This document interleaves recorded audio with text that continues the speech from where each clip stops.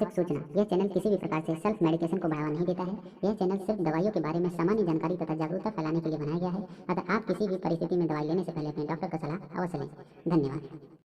जैसे कि दोस्तों यहाँ पे आप देख सकते हैं, जैसे कि अभी हमने बताया कि आपको किसी पेशेंट के अंदर एंडोटेकियल ट्यूब डालते हैं, कफ की एंडोटेकियल ट्यूब डालते हैं, तो यदि हम प्रेशर जो होता है एंडोटेकियल ट्यूब का जो प्रेशर होता है, कफ का प्रेशर यदि हम ज़्यादा कर देते हैं तो पेशेंट को क्या क्या चीज़ों से सर्वाइव करना पड़ता है। यहाँ पे आप देख सकते हैं, मैं एक डायग्राम बना के आपको बताने की कोशिश कर रहा हूँ। जैसे कि ये नॉर्मल डायग्राम है, ये समझ लिए एग्जांपल के तौर पे, ये है आपका एंडोटेकियल ट्यूब। यहाँ से हम एयर को इन्फ्लेट डिफ्लेट करते हैं सिरिंज के माध्यम से।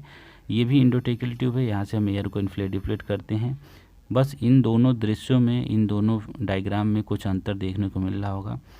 देखिए क्या होता है कि जब हम किसी पेशेंट में ईटी को इंसर्ट करते हैं, जब हम एयर देते हैं यानी कि यहाँ से प्रेशर देते हैं, तो हम ये जो कफ होता है, ये कफ वाली एंडोटेकियल ट्यूब है, ईटी है, तो यहाँ पे जब हम इन्फ्लेट करेंगे तो ये नॉर्मल इन्फ्लेट हुआ, यानी कि यहाँ पे जो ये देखिए, ये जो सामने आपको दिख रहा है ये ट्रेकिया वॉल्व है, और इसके अंदर जो ये बिंदु बिंदु दिख रहा है ये कैपिलरीज हैं, ठीक है। तो जब हम किसी पेशेंट को जब नॉर्मल एयर प्रेस करेंगे तो यहाँ की जो कैपिलरीज हैं और जो ट्रेकिया वॉल्व है वो बिल्कुल डैमेज नहीं हुआ है, ठीक है, ये नॉर्मल इन्फ्लेटेड है, ठीक है। बट दूसरे दृश्य में आके यहाँ पे देखिए, ये क्या हुआ है कि हम यहाँ से एयर प्रेस किए हैं बट कुछ ज़्यादा एयर इसमें भर गया है, कफ का जो प्रेशर है कुछ ज़्यादा ही है, ठीक है। तो प्रेशर के कारण क्या हुआ है, जो यहाँ ट्रेकिया वॉल्व होते हैं और इसके अंदर जो कैपिलरीज होती हैं, यहाँ पे देख सकते हैं इस दृश्य में कैपिलरीज जो है अच्छे से फिल्ड है यहाँ पे, ठीक है। बट यहाँ पे क्या है, कैपिलरीज जो हैं यहाँ से अब्सेंट हो गई, यानी कि दबा हुआ है, प्रेशर के कारण यहाँ से दब गया है, तो यहाँ की जो कैपिलरीज हैं वो यहाँ से अब्सेंट हो गई हैं, ठीक है, यानी कि हट गई हैं। तो क्या होता है कि जब किसी पेशेंट में हम ईटी का जो कफ का जो प्रेशर होता है हम ज़्यादा कर देते हैं, तो क्या होता है कि यहाँ की जो कैपिलरीज होती हैं, ये यहाँ की जो कैपिलरीज होंगी उसके अंदर परफ्यूजन का प्रेशर जो होता है वो कम हो जाता है।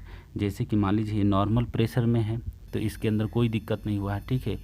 बट इसके अंदर क्या दिक्कत है कि हम प्रेशर ज़्यादा दे दिए हैं, तो इसके कारण जो यहाँ की कैपिलरीज हैं, ये सारी कैपिलरीज हैं, तो इसमें परफ्यूजन के कारण जो होता है प्रेशर जो होता है, इसका प्रेशर जो होता है वो कम हो जाता है।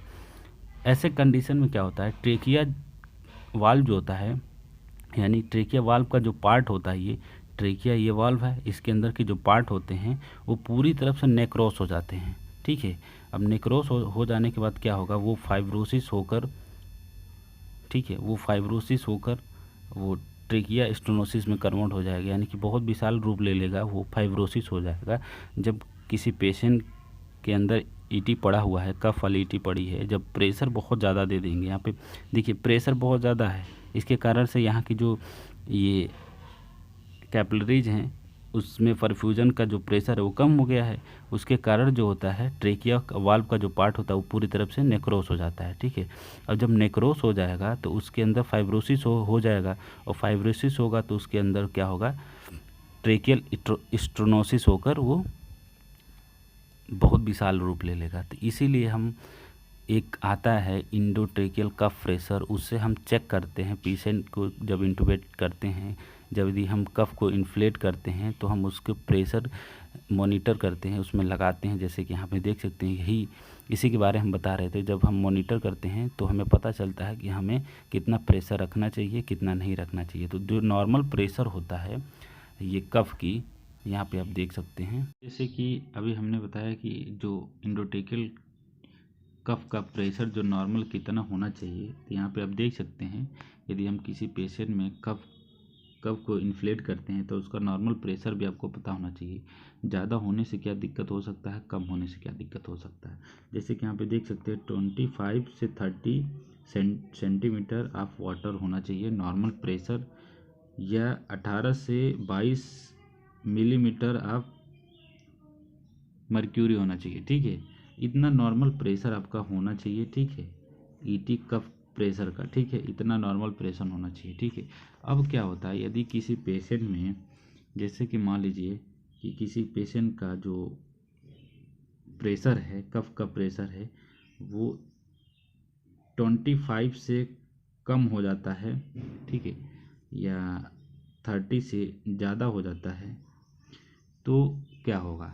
जैसे कि मान लीजिए 25 से जब कम होगा तो ये यहाँ पे जब देख सकते हैं, यहाँ पे जो होता है, ये जो होता है इसके अंदर जो सिक्रीशन होते हैं, जैसे ये ट्रेकिया के अंदर है, जब हम ईटी को इंसर्ट करेंगे तो इसके अंदर जो ट्रेकिया होता है तो यहाँ पे बहुत सारे सिक्रीशन होते हैं। जब हम कफ को ज़्यादा डिफ्लेट नहीं करेंगे तो जब कफ कम होगा तो प्रेशर जब होगा तो ये सिकुड़ जाएगा यहाँ से, तो यहाँ पे स्पेस होगा तो इसके अंदर सिक्रीशन होगा, तो वो क्या होता है, पेशेंट स्प्रेड करने का चांसेस होते हैं और एयर लीक करेगा। तो वेंटिलेटर आपको मॉनिटर करेगा कि वहाँ पे आपका एयर जो होता है लीक हो रहा है। तो इसीलिए हम पेशेंट का जो ईटी कफ होता है एक नॉर्मल वे में आपको पता होना चाहिए कि हमें इतना तक इन्फ्लेट करना है, तो उतना ही तक आपको इन्फ्लेट करेंगे तो इसकी जो गैपिंग होती है वो भर जाता है, तो यहाँ से सिक्रीशन वगैरह नहीं जाता है, तो पेशेंट स्प्रेड नहीं करता है। अब क्या होता है, यदि आपका 30 से ज़्यादा हो जाता है, जब 30 से प्रेशर ज़्यादा कर देंगे तो 30 से जब प्रेशर ज़्यादा होगा तो इसी तरीके से जो वॉल्व होते हैं वो फूल जाते हैं, और फूलने के अंदर ये ट्रेकिया वॉल्व के अंदर जो कैपिलरीज होती हैं वो डैमेज हो जाती हैं और नेक्रोसिस हो जाता है, ठीक है। और नेक्रोसिस होने के कारण वो फाइब्रोसिस में कन्वर्ट होके ट्रेकियल स्टेनोसिस हो जाता है। तो पेशेंट को इन सब चीज़ों से बचाने के लिए आपको नॉर्मल जो होता है कफ का प्रेशर पता होना चाहिए, नॉर्मल कफ का प्रेशर कितना होना चाहिए, ठीक है। तो यहाँ पे एक बार और देख सकते हो 25 से 30 सेंटीमीटर ऑफ वाटर होना चाहिए या 18 से 22 मिलीमीटर ऑफ मर्क्यूरी होनी चाहिए। तो इतना नॉर्मल प्रेशर होता है, और ये सारी दिक्कत जब आप किसी पेशेंट में ज़्यादा प्रेशर देते हैं तो ये सारी दिक्कतों का सामना करना पड़ सकता है, ठीक है। तो दोस्तों इसी तरीके से आप किसी भी पेशेंट का एंडोटेकियल ट्यूब के प्रेशर को मॉनिटर